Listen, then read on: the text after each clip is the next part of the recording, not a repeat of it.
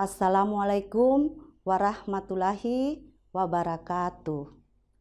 Halo anak-anak, kali ini bersama saya Husnia SPD dalam video pembelajaran Bahasa Indonesia. Pada kesempatan ini, saya akan membahas materi tentang sistematika dan kebahasaan karya ilmiah. Apakah kalian sering mendengar apa itu karya ilmiah?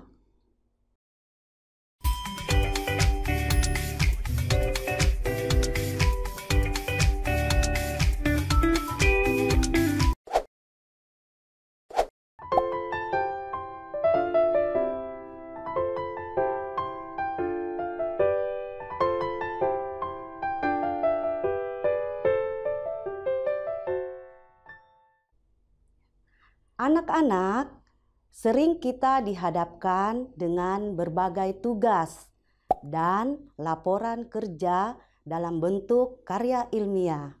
Tentunya, dalam menyusun tugas-tugas itu, kita harus memiliki keahlian dan pengetahuan yang cukup mengenai hal tersebut.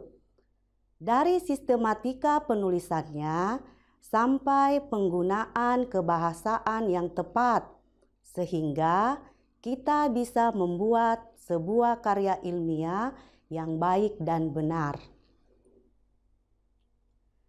Karya ilmiah adalah laporan tertulis dan diterbitkan yang memaparkan hasil dari penelitian atau pengkajian yang telah dilakukan oleh seseorang atau sebuah tim dengan memenuhi kaidah dan etika keilmuan yang dikukuhkan dan ditaati oleh masyarakat keilmuan. Jenis-jenis karya ilmiah terdiri dari 1. Makalah. Makalah merupakan karya ilmiah yang menyajikan sebuah masalah yang penyelesaiannya mengandalkan berbagai macam data yang ada di lapangan. Kedua, artikel. Artikel merupakan karya ilmiah yang memuat pendapat subjektif pembuatnya mengenai sebuah peristiwa atau masalah tertentu. Yang ketiga, skripsi. Skripsi merupakan karya ilmiah yang dibuat oleh mahasiswa untuk bisa mendapatkan gelar S1 yang berisi pendapat penulis dengan mengacu ataupun berdasarkan teori yang telah diterbitkan sebelumnya.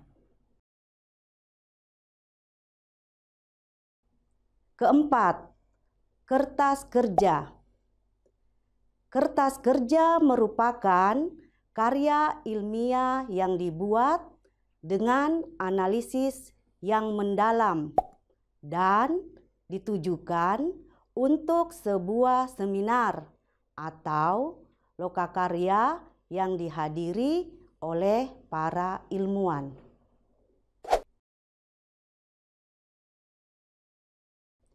Kelima, paper.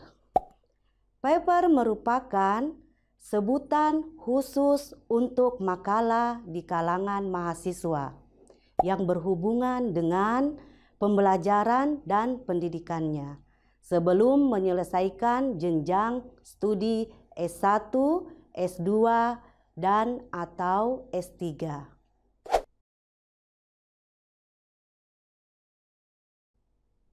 Keenam, tesis. Tesis merupakan karya ilmiah mahasiswa untuk menyelesaikan program studi S2 atau pasca sarjana yang mengungkapkan pengetahuan baru yang didapat dari penelitian yang dilakukan individu yang bersangkutan.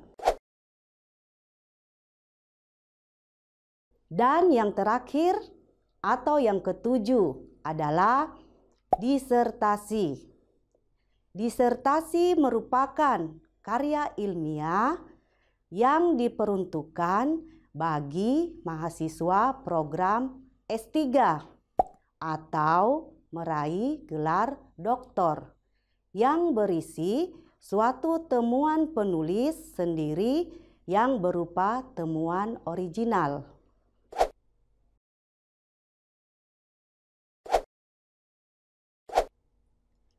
Anak-anak, setelah kalian memahami tentang apa itu karya ilmiah dan jenis-jenisnya, maka sekarang saya akan menjelaskan tentang sistematika penulisan karya ilmiah. Sistematika penulisan karya ilmiah terdiri dari bagian pembuka, pendahuluan, pembahasan, metodologi penelitian, hasil penelitian, penutup, dan bagian penunjang.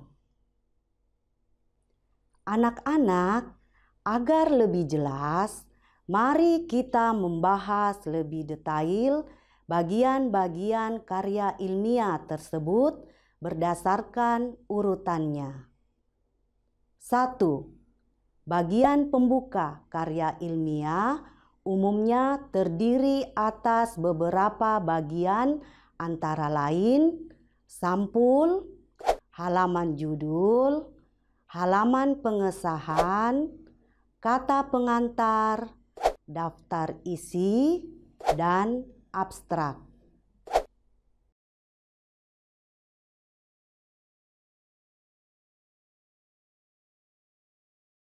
2. Pendahuluan adalah bagian yang menguraikan perlunya dilakukan penelitian terhadap suatu masalah, perumusan masalah, pembatasan masalah, serta tujuan dilakukannya penelitian.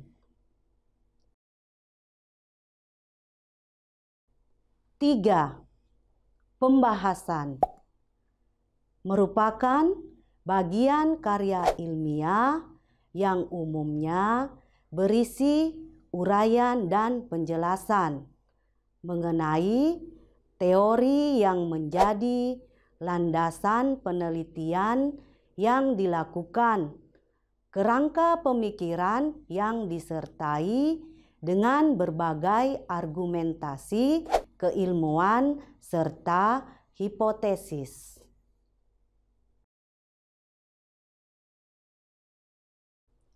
4. Metodologi penelitian merupakan bagian yang mencakup uraian dan penjelasan mengenai metode yang digunakan dalam penelitian. 5. Hasil penelitian merupakan bagian yang berisi uraian dan penjelasan tentang hasil dan proses penelitian yang telah dilakukan.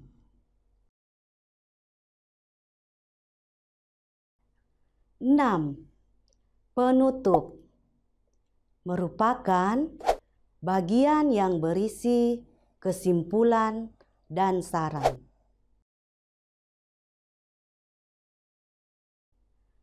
Dan 7, bagian penunjang merupakan bagian yang berisi unsur-unsur seperti daftar pustaka, lampiran-lampiran, dan daftar tabel.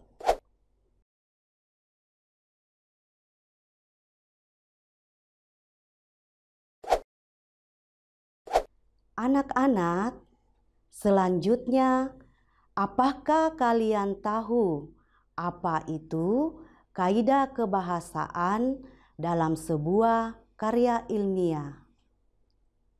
Salah satu ciri karya ilmiah adalah bersifat Objektif.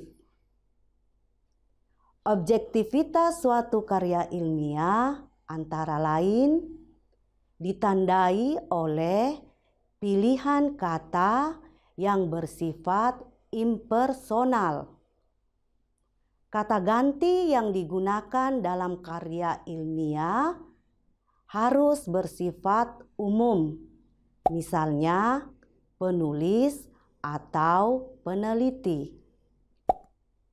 Di dalam penelitian ini digunakan kuesioner. Di dalam kalimat tersebut, subjek penelitian dinyatakan secara tersurat. Ragam bahasa yang digunakan karya ilmiah harus lugas dan bermakna denotatif.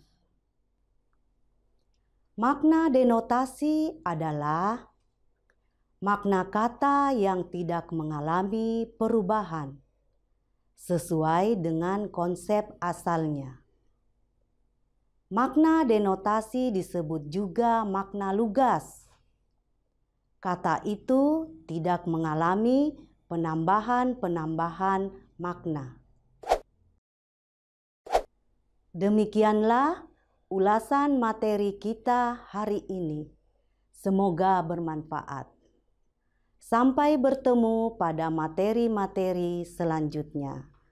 Salam santun AGBSI, berbudi bahasa dalam kemajuan. Wassalamualaikum warahmatullahi wabarakatuh.